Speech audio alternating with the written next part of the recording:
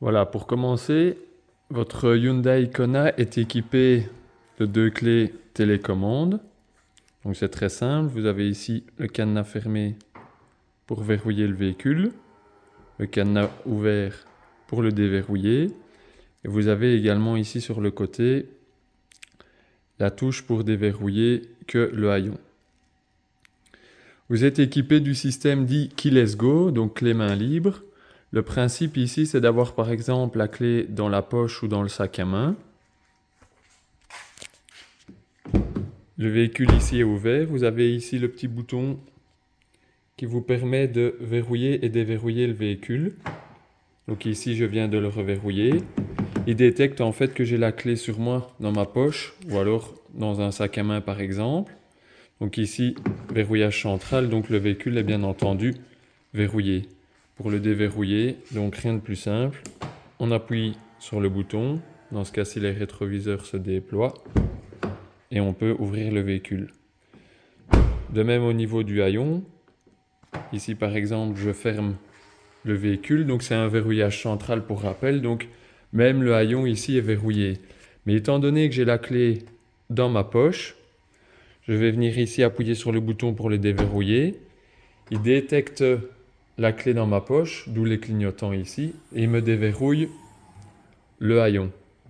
Une fois que je vais refermer celui-ci, on voit que les clignotants s'activent pour dire que le véhicule est bien verrouillé, et pour preuve ici, on voit que les rétroviseurs sont restés rabattus.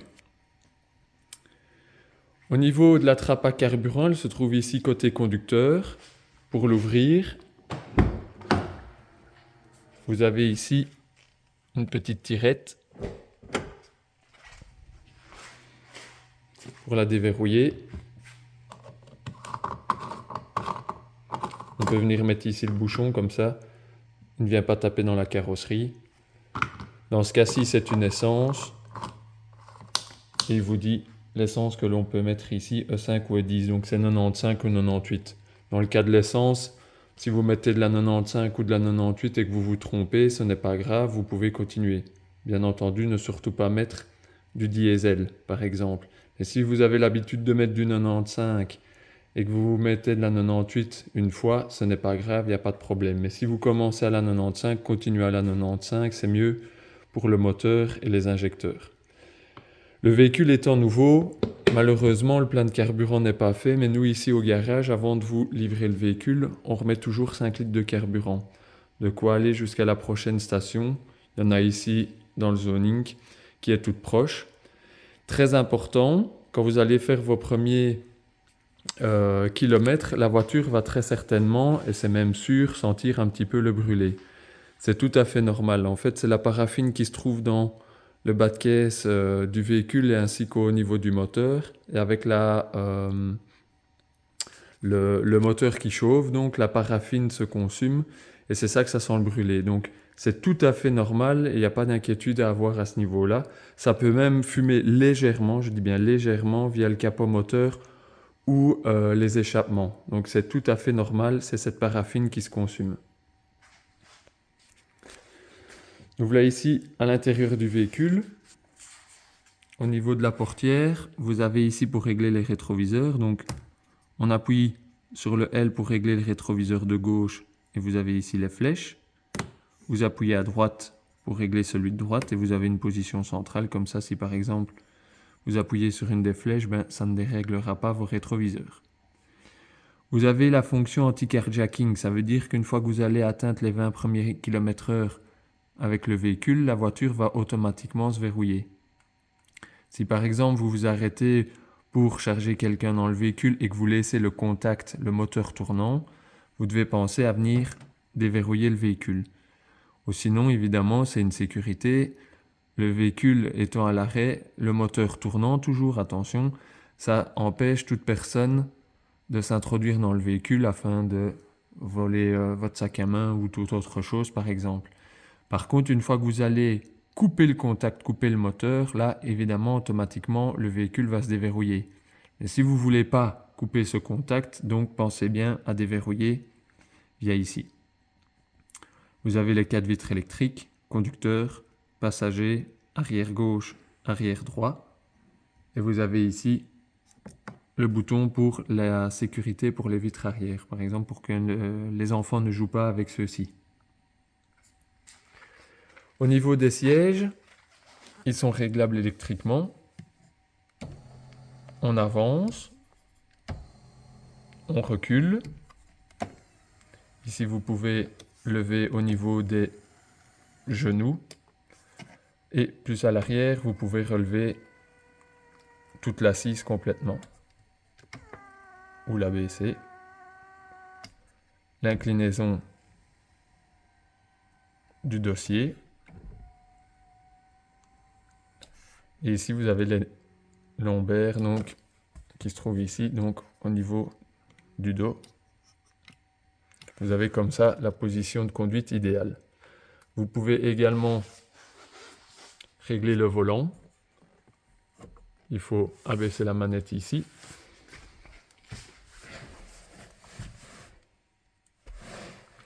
Et vous pouvez régler le volant en hauteur, mais également en profondeur. Bien entendu, ne pas oublier de reverrouiller celle-ci afin de ne pas avoir le volant qui bouge lors de votre conduite. Vous avez l'ouverture capot qui se trouve ici, le frein main électrique, donc on tire pour l'enclencher, on pousse pour l'enlever. Au niveau du frein main électrique, pour l'enlever, vous pouvez également, lorsque le moteur tourne, si votre ceinture de sécurité est mise, dès que vous allez accélérer, le frein main va s'enlever automatiquement. Si vous ne mettez pas la ceinture, il ne s'enlèvera pas automatiquement. Il faut donc penser à l'enlever manuellement. Vous avez la molette pour régler la hauteur des feux. Vous laissez toujours à 0 en général. Vous pouvez changer celle-ci, par exemple, si vous avez une attache de remorque et que vous êtes assez bien chargé.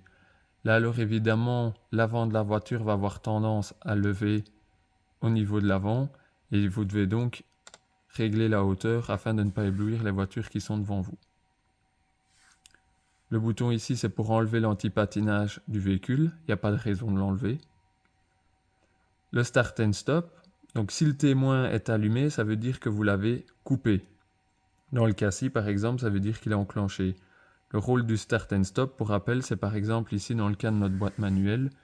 Lorsque l'on va arriver à un feu rouge ou à un embouteillage par exemple ou à un stop, dès que vous allez vous mettre au point mort et que vous allez lâcher l'embrayage, le moteur va se couper.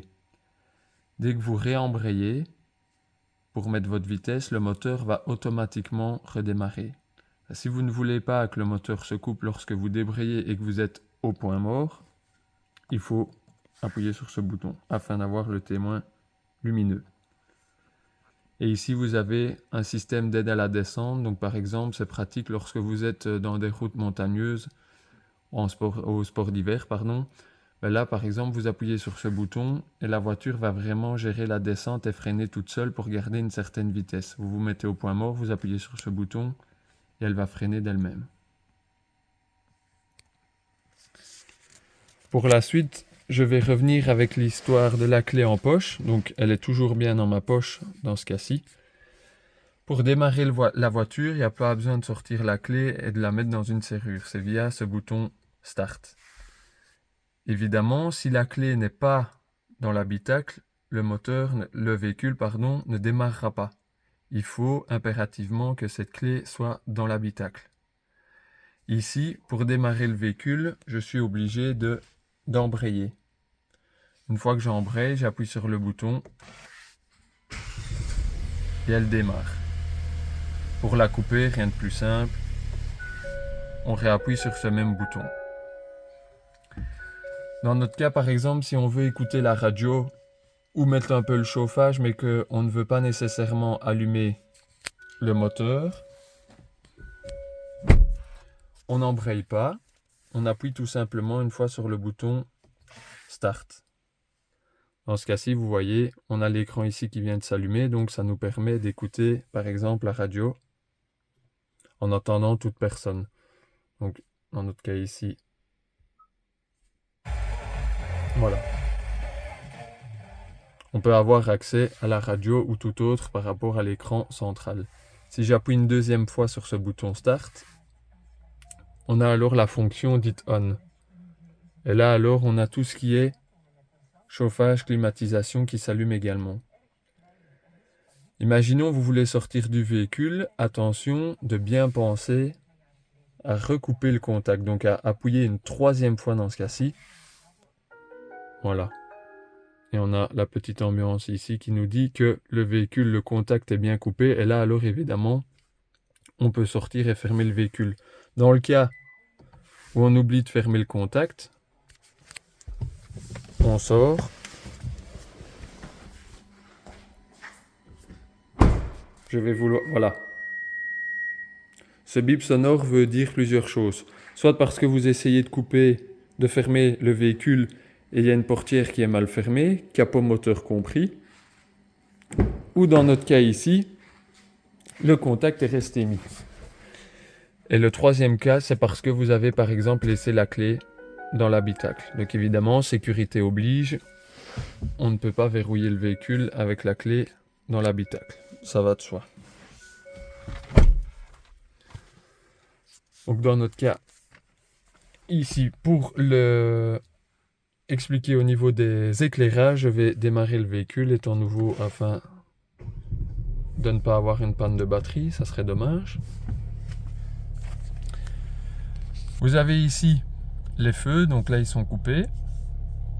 Feu automatique, donc s'allume et s'éteigne automatiquement. Ou alors on passe en mode manuel, les petits feux de position, les feux de route. Dans ce cas-ci, on enclenche les gros phares.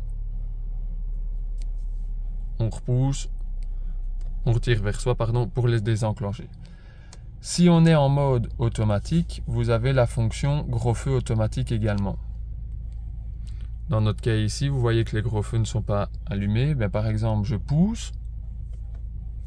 Et là, on vient de voir le témoin auto qui vient de s'allumer. Ça veut dire que vos gros feux automatiquement vont s'allumer et automatiquement s'éteindre également. Je m'explique. Vous arrivez derrière un autre véhicule ou vous croisez un autre véhicule, automatiquement, évidemment, vos gros feux vont se couper. Une fois que ce véhicule est parti, automatiquement, il se réallume. Pareil en ville, vous arrivez en ville, il se coupe, vous sortez de la ville, il s'allume. Si vous ne voulez pas qu'il soit automatique, vous pouvez vous-même les forcer en réappuyant ici une deuxième fois sur la molette et là on voit qu'on vient de les forcer. Pour les couper, on repousse. Et là, il repasse en automatique. Pour rappel, pour autant qu'on est bien en fonction ici automatique. Vous avez ici les feux anti-brouillard arrière qui vous confirment par le témoin ici qu'ils sont bien allumés. Et là, je viens de les recouper. Les clignotants, bien entendu, avec la fonction One Touch. Donc, si on fait une petite impulsion, on voit que ils vont 3 fois. Dans les réglages, vous pouvez décider 3 clignotants, 5, voire même 7. De l'autre côté, vous avez les essuie-glaces. Une fois vers le bas, ils vont une fois manuellement. Une fois vers le haut, je passe en mode automatique. Et lorsqu'ils sont en mode automatique, on peut régler ici la sensibilité du capteur suivant la pluie qui tombe. Si vous trouvez qu'ils sont trop sensibles, évidemment, vous diminuez. À l'inverse, vous augmentez. On passe en mode manuel, première, deuxième vitesse. Donc là, par exemple, je suis bien revenu en automatique. Donc ils vont s'allumer et s'éteindre automatiquement quand il va pleuvoir ou qu'il va s'arrêter. Essuie-glace arrière intermittent et à vitesse. Lave-glace avant. Lave-glace arrière. Au niveau du volant, côté gauche, vous avez tout ce qui est régulateur de vitesse et ordinateur de bord. À l'extrémité, c'est tout ce qui est régulateur de vitesse. Et ici, ordinateur de bord. Pour le régulateur de vitesse, vous montez à la vitesse que vous voulez le bloquer, par exemple 120 km/h sur autoroute. Et lorsque vous êtes à la vitesse, vous n'avez plus qu'à appuyer sur ce bouton et automatiquement, il va s'activer. Après, vous pouvez décider de diminuer ou d'augmenter cette vitesse. Vous pouvez mettre pause ou l'annuler donc en appuyant une première fois sur le bouton parce qu'il y a un obstacle, une voiture qui roule moins vite qui est devant vous. Si vous voulez remettre la vitesse qui était mise à mémoire, vous réappuyez une deuxième fois sur ce bouton. C'est là qu'on voit alors le cercle pour dire Restart. Et hop, il va reprendre la vitesse qui était mise en mémoire avant d'arrêter de mettre en pause le régulateur de vitesse, Cruise Control. Le bouton ici, c'est pour activer ou désactiver le système de centrage de voix, qu'on appelle ça, de voix centrale.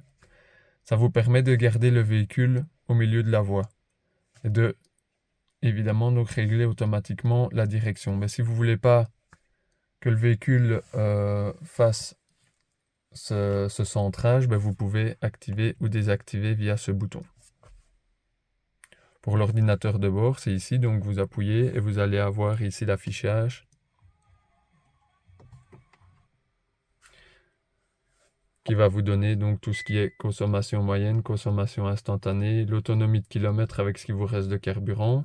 Dans le cas ici, on n'a pas d'itinéraire activé, mais si on en active un, il va s'afficher également ici. Là, c'est pour ce fameux système de suivi de voie. Donc, vous voyez ici, par exemple, qu'il est activé. Là, vous avez la pression des pneus. Et alors, avec la molette qui se trouve ici, vous pouvez aller dans les 10 sous-menus. Donc, tout ce qui est consommation de carburant, consommation instantanée, l'autonomie de carburant, avec l'autonomie de kilomètres, pardon, avec ce qui vous reste de carburant. Du côté droit, les modes, c'est pour passer de la radio FM, DAB ou au système Bluetooth ou USB. Changer d'une piste à l'autre. La touche favorite ici, quand vous appuierez dessus, vous pourrez, donc dans le premier cas, vous pourrez décider de mettre la fonction que vous désirez. C'est très pratique et vous avez une autre touche favorite qui se trouve ici. Donc à la première utilisation, ce sera à vous à donner votre préférence. La commande vocale pour le téléphone, pour le GPS ou par exemple dans le cas de Apple CarPlay ou Android Auto, suivant votre smartphone, vous avez donc Siri ou Google Assistant. C'est vraiment très pratique. Le volume, on appuie pour le mute et décrocher, raccrocher le téléphone. Nous voilà ici dans la partie de l'écran central. Vous allez ici, avec le bouton Home, pouvoir revenir à la page d'accueil. C'est vraiment très facile et très intuitif. Ça se commande vraiment, comme on dit, du bout des doigts. Bon, je ne doute pas de vous, vous allez jouer un petit peu avec cet écran, mais vous allez voir, c'est vraiment très facile. Dans le cas ici, par exemple, on peut voir la carte GPS, mais bien entendu, en appuyant dessus, on l'a en grand écran. Comme il vous dit ici, vous pouvez choisir les types d'écran, voilà, suivant ce que vous préférez recevoir. Dans le cas ici, calendrier, vous pourrez l'activer en vous connectant au Blue Link. J'y reviendrai un peu plus tard. Pour revenir donc à la page centrale, page d'accueil, vous avez soit la maison ici ou la touche raccourcie Home. Vous pouvez, on appelle ça ici un peu comme des widgets, voilà, vous pouvez changer un petit peu comme vous voulez vos préférences.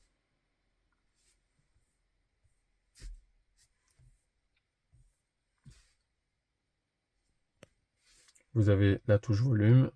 Home, on vient d'en parler maintenant. Map, c'est l'affichage de la carte. C'est pour avoir l'affichage en grand sur grand écran. Vous pouvez directement rentrer une destination via l'onglet qui se trouve ici ou via le bouton rechercher. Et là, vous rentrez directement l'adresse ou le lieu dit. Il vous le dit ici. Vous avez plusieurs façons de rentrer votre destination. C'est vraiment facile et intuitif. Encore une fois. Média, c'est le même bouton que le mode ici. Donc, passer de la radio au lecteur FM DAB. Bluetooth ou USB. Les 4 feux clignotants. Changer d'une radio à l'autre. La deuxième touche raccourcie, voici la première. Setup, c'est pour retrouver tous les réglages par rapport au véhicule, le son, les écrans, la luminosité. Donc ça, encore une fois, je vous invite au moment venu à jouer, si on peut parler comme ça, un peu avec l'écran. On règle souvent une première fois et puis après, on n'y revient pas. Et voilà, vous pouvez ici retrouver tous vos réglages. Ce qui est bien fait, c'est que si vous ne trouvez pas ce que vous voulez rechercher, vous tapez directement ici et automatiquement, il va aller vous donner les mots-clés. Nous revenons un peu par exemple au Link. Cette application, c'est l'application dite pour la marque Hyundai. Je vous invite vraiment à la télécharger sur votre smartphone ou tablette. Ça va vous permettre de lier la voiture à votre compte, donc à votre compte sur le smartphone ou la tablette. Ça va vous permettre, par exemple, de voir le statut du véhicule, s'il y a une portière qui a été mal fermée, qui n'a pas été fermée, si vous n'avez pas verrouillé le véhicule. Dans le cas où vous ne l'avez pas verrouillé, vous pouvez, depuis votre téléphone ou smartphone, verrouiller le véhicule, ou pour toute autre raison, le déverrouiller, le reverrouiller. Par exemple, si vous avez des enfants, petits-enfants qui doivent aller dans la voiture chercher quelque chose, vous savez que depuis votre téléphone, vous pouvez vous assurer que le véhicule est bien fermé. Vous pouvez, depuis votre salon, programmer vos lieux de vacances ou vos prochaines destinations en les rentrant et en les activant directement dans la voiture. Donc, dès que vous allez arriver à la voiture et mettre le contact, vous aurez la destination qui va directement s'afficher parce que vous l'aurez enregistré depuis votre fauteuil, par exemple. Mais là où c'est aussi très important, ça vous permet de toujours être au courant au cas où il y a une mise à jour GPS ou s'il y a, aujourd'hui on entend de plus en plus parler, s'il y a une action de rappel par exemple sur votre véhicule, si votre véhicule, de par le numéro de châssis, est lié à cette action de rappel, automatiquement vous allez être mis au courant. Et si par exemple pour je ne sais quelle raison le garage ne vous a pas contacté, vous pouvez toujours vous assurer que le véhicule soit bien réparé en nous appelant par exemple, et comme ça on peut vérifier ensemble et vous êtes certain de ne jamais être laissé ou oublié. Vraiment dans un cas extrême évidemment, car nous en interne on a toujours les châssis des véhicules concernés. Mais comme ça vous êtes au courant de tout et rien ne vous est caché. Et même au niveau des mises à jour GPS, c'est vraiment très pratique, donc j'insiste vraiment sur le fait de pouvoir activer cette application. Ou dans un dernier cas aussi, c'est par exemple si on vous vole la voiture, elle peut être géolocalisée. Donc voilà, c'est vraiment très très pratique.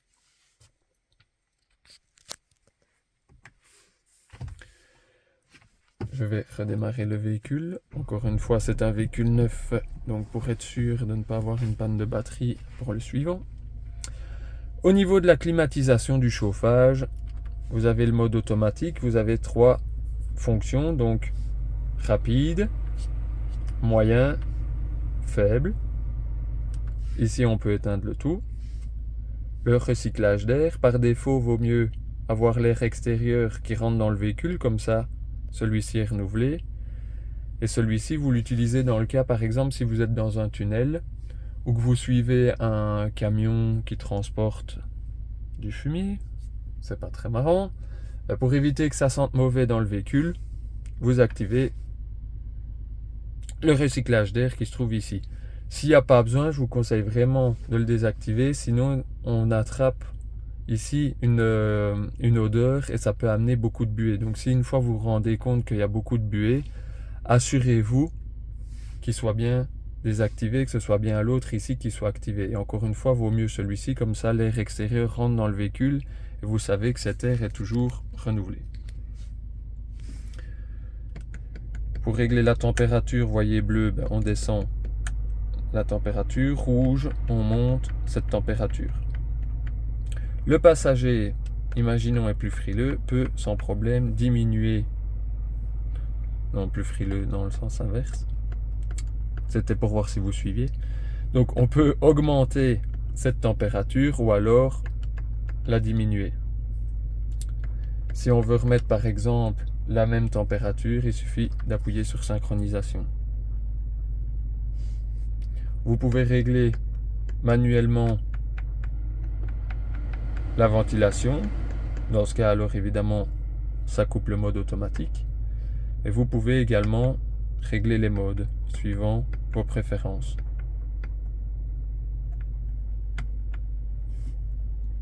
L'air conditionné est activé, désactivé, dégivrage du pare-brise avant. Automatiquement, vous voyez que l'air conditionné s'active, c'est normal étant donné que le rôle premier de l'air conditionné, c'est ça, c'est de désembuer plus rapidement le véhicule. Et vous avez ici le dégivrage de la lunette arrière ainsi que des rétroviseurs. En parlant des rétroviseurs, je passe très vite avec cette touche qui permet de les rabattre. Et vous avez ici le petit attention qui s'allume tout simplement pour vous avertir d'un véhicule qui est dans votre angle mort. C'est vraiment très pratique. Donc il s'allume si une voiture est en train de vous dépasser et il va clignoter et faire un bip sonore si malgré ça vous mettez votre clignotant. Et donc pour rappel, vous avez ce bouton ici pour replier ou déployer les rétroviseurs. Vous avez ici deux prises USB. Voilà. Vous avez la première qui se trouve ici. Dans le cas de la fonction, vous voyez que c'est pour la recharge de batterie. C'est une recharge rapide. C'est vraiment très pratique. Et vous voyez ici que vous pouvez avoir également une recharge, mais ainsi qu'une connexion. Donc par exemple une connexion dans le cas d'un stick USB que vous voulez écouter des musiques, ou dans le cas d'une connexion à votre smartphone par Android Auto par exemple, vous devez tout simplement appuyer sur le bouton. Vous voyez, ça change de couleur. Donc là alors il y aura bien la fonction de lecture de cette clé USB. Donc encore une fois, pour écouter des musiques pour le smartphone par exemple, ou un stick dans le cas nous ici aux établissements pour remettre à jour le GPS. Vous avez une deuxième prise USB ici qui fait fonction de recharge. Vous avez ici un témoin qui va s'allumer si vous utilisez la recharge par induction. La recharge par induction, elle se trouve ici. Ça pour permettre de recharger votre téléphone. Je précise, pour autant que votre téléphone ait cette fonction. Tout téléphone n'a pas la recharge par induction. Donc tous les téléphones ne vont pas charger tout seul sans câble. Ça va de soi, mais je préfère toujours bien l'expliquer. Il faut que le smartphone ait cette option, cet équipement qui le permette. Vous n'avez qu'à le poser sur le socle ici et vous avez le témoin lumineux qui va s'allumer ici pour vous confirmer que la recharge est activée. Vous avez également une prise 12 volts qui se trouve ici.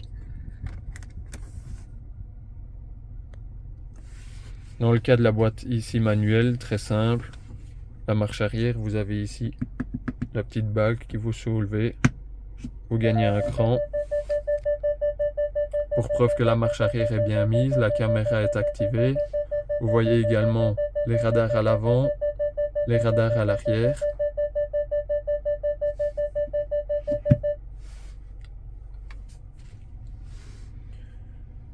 Vous avez ici le drive mode. Ça vous permet de passer au mode éco, normal ou sport. Donc ça va jouer sur la direction ainsi que sur la boîte à vitesse et donc la gestion moteur de votre véhicule. Donc suivant vos préférences, je vous invite, et voyez, on voit un petit peu la visualisation qui change. Donc ça va vraiment être sur les premières utilisations que ça va vous permettre de voir et vraiment ressentir le changement, surtout au niveau direction et la gestion moteur. Vous avez ici le chauffage du volant en deux positions, fort, faible ou éteint. Pour le siège conducteur, le chauffage également, fort, moyen, faible, éteint. Bien entendu, de même pour le passager. Vous avez ici le bouton pour activer ou éteindre la caméra sans toucher à la marche arrière. Activer ou désactiver les aides au stationnement avant et arrière. Et dans le cas ici du bouton Auto Hold, ça va vous permettre par exemple de ne pas devoir maintenir votre pied sur le frein lorsque vous êtes dans les embouteillages ou un feu stop ou un feu rouge. Donc plutôt que de laisser son pied sur le frein, vous vous mettez bien entendu au point mort, vous activez la fonction Auto Hold et ça vous permet donc d'enlever le pied du frein. Le véhicule, malgré que vous soyez en pente, va continuer à freiner. Donc il ne va pas être en mode en roue libre, qu'on appelle ça. Et bien entendu, dès que vous allez mettre la marche avant et accélérer, évidemment les freins vont se débloquer automatiquement. Vous avez ici deux porte-gobelets, un accoudoir central. On peut enlever ceci. Vous avez ici le plafonnier, l'éclairage de tout celui-ci. En position centrale, c'est lorsque vous ouvrez une portière. Là, vous coupez le tout, rien ne s'allume. Et vous avez également des liseuses. Et enfin, vous avez le bouton SOS. Ça va de soi qu'il faut appuyer sur ce bouton en cas d'extrême urgence. Donc bien peut-être dire aux enfants de ne pas jouer avec ce bouton. Donc ici, imaginons vous avez un accident qui vient de se passer. Il y a un accident qui s'est passé devant vous. Vous voyez qu'il y a besoin d'appeler le 112, les urgences. Ben, vous pouvez directement appuyer sur le bouton. Vous allez être mis en communication sans pour autant avoir votre téléphone connecté ou de batterie. C'est vraiment indépendant, vous n'avez rien à gérer. Ça n'a rien à voir avec votre téléphone. Dans le cas où vous-même, malheureusement, vous auriez eu un accident, automatiquement, les secours seront appelés suivant l'impact et vous allez être géolocalisé automatiquement. Voilà un petit peu en gros l'explication de votre beau Hyundai Kona. Ça va vous permettre comme ça déjà de vous familiariser avec celui-ci. Bien entendu, lorsque vous allez venir en prendre possession, c'est avec grand plaisir que je pourrai vous renseigner et répondre à vos questions. En attendant, à très bientôt. Bonne route!